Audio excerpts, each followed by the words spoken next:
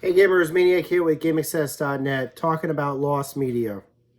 Now, I know I haven't discussed lost media in quite a while, and I also know that I'm certainly not the biggest forefront expert on the history of lost media, but I would like to say that, I've been involved in the gaming industry for 20 years. I've basically been covering it. I've seen a lot of stuff that's happened once and never again, basically. And so and that's unfortunate because some of the stuff that I've actually witnessed, I would love to share with all of you, but I can't because it broadcast during the event. We weren't allowed to record it, and it's never been reposted. So, and some of the stuff that I've seen, maybe not a lot of you are aware of. So I wanted to share it with all of you. And today we're going to be talking about another one of those things. 5 years ago, Microsoft held a major event called Halo Outpost Discovery. In it, they traveled to 6 different cities and basically had a mini Halo convention, basically, or a full-fledged Halo convention. They had attractions that you could actually do. They had a simulator, they had an escape room, they had a laser tag arena.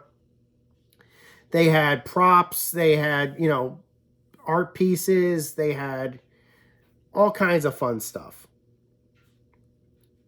And it was basically, and early previews of the PC version of Halo Reach, which a lot of people were waiting a very long time to play. So that was it. That was basically, 3 days of Halo goodness in 6 cities.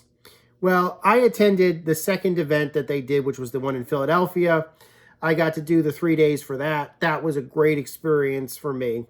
I got lots of pictures and video of it. In fact, if you want to scour my my YouTube channel or my website for the footage and stuff like that, and I actually have more of it. I had some I took lots of B-roll of the event.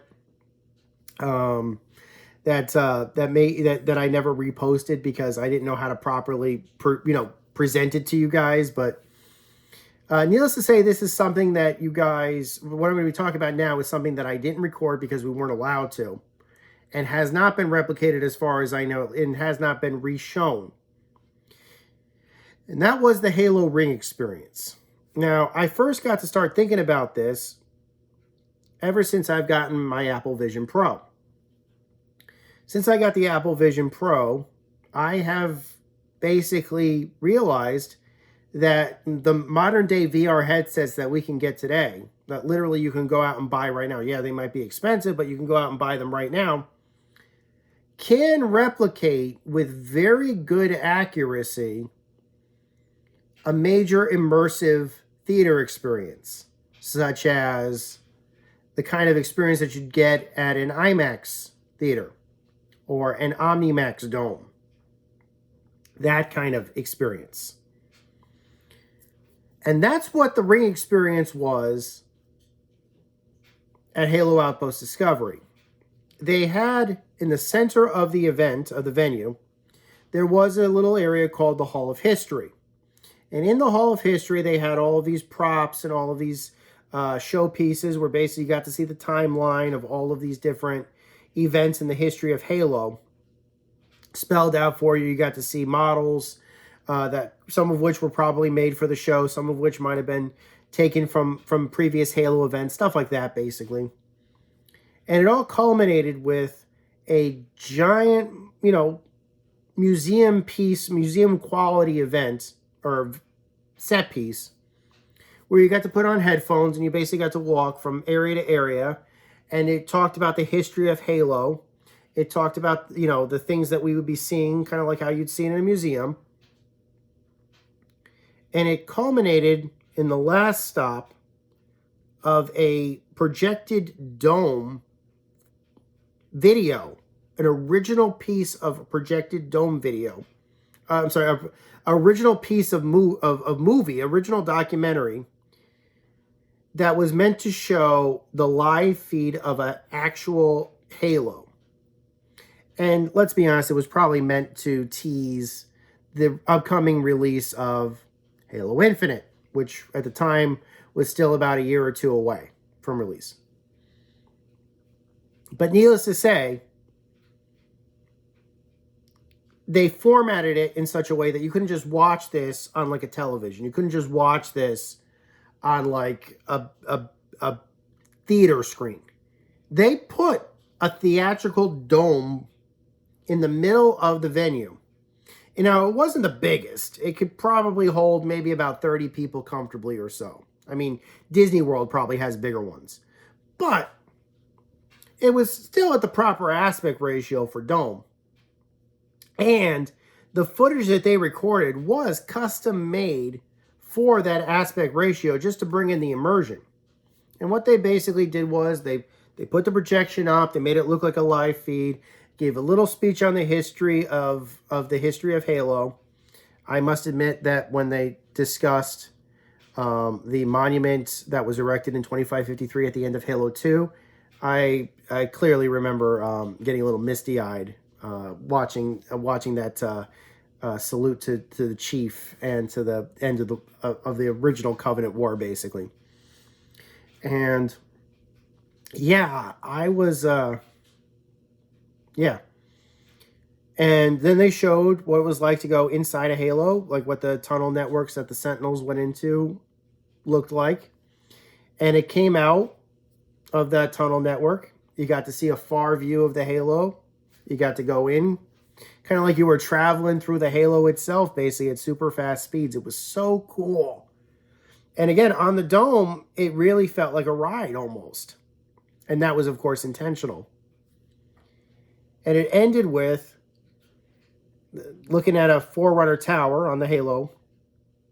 A Warthog pulls up to it. The Master Chief is driving it. He gets out, he grabs his weapon, and he looks. And of course, it's a teaser for the future. Like the Chief is on that, and he's going to tear some stuff up, right? At the time, I believe it was marked as canon. Given the events of Halo Infinite, I don't know if it's canon anymore. I couldn't tell you. But it was great. It was a great video. I think Falcon's Creative made it or something like that. They actually do have a brief couple clips of it. Obviously, they had to reconfigure it for, showing the footage on YouTube. But they did talk about the making of it, and they showed a couple of different effects. Of course, it was all cropped because it had to be. You couldn't fit that type of ratio on a YouTube video, nor would it look right. So they kind of cropped out portions of it, so for the scenes that they did show. To this day, that video has not been re-released in its entirety. But it's been 5 years. We have Apple Vision Pros. And after the recent announcement of the new Halo team, or the Halo Studios, I should say, and the announced intention of Microsoft to just release all kinds of different Halo games that they've been holding back on doing for quite some time. This could very well be the cusp of 2009 all over again.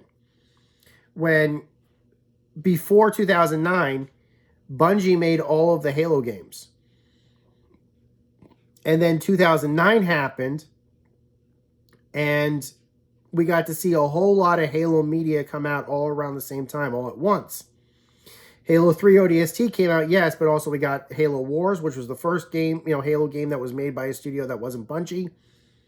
Rest in peace, Ensemble Studios. And obviously, we knew Halo Reach was going to be coming out the next year. We got to see the Halo Legends, which still to this day is probably one of my favorite films of all time. Halo Legends, that was great. And the short, that short that they did, what was it? What was that one? Prototype. Prototype to this day remains the best, my favorite. And don't fight me on this one. Prototype is my favorite. And but then after that, the genie went back in the bottle. Maybe it was because of a shakeup at Microsoft itself. I don't know. Bungie made Halo Reach the next year. And then all development basically was done by 343 Studios. After that, we had Halo 4, we had Halo 5, we had Halo Infinite. We had to wait a long time for Halo Infinite. And they're still working on that game. They're still releasing updates for it, is what I'm trying to say. But yeah, pretty much it had all gone back into the bottle, even though, like I said, with the exception of like Halo Wars 2, that I believe Creative Assembly made. And that's pretty much it. I mean, we had the arcade game. That was a one-off. There was a twin stick shooters. Those really didn't. They didn't really do much with those. They weren't like big releases. But Halo Outpost Discovery was a lot of fun. And that footage is sitting on somebody's hard drive over at Falcon's Creative. Wouldn't it be freaking awesome to see Microsoft and Falcon release that footage so that you could watch it on like a Meta headset or an Apple Vision Pro? It's not very long. It's only just a couple minutes long. Your headset can handle, downloading it or streaming it. I have no idea why it has not to this day been re-released in some form. So that's the Lost Media, the Ring experience from Halo Outpost Discovery. The owner, probably either Microsoft, Falcon's Creative. There hasn't been, by the way, a Halo Outpost Discovery since the original one. I know for the longest time they were talking about doing it again. It's been 5 years. I think the contract is up. They never came back. It would be so cool to see these, to see these things come back. I mean, and now what's happened? You've got Super Nintendo World. You've got, talk about Pokemon stuff coming.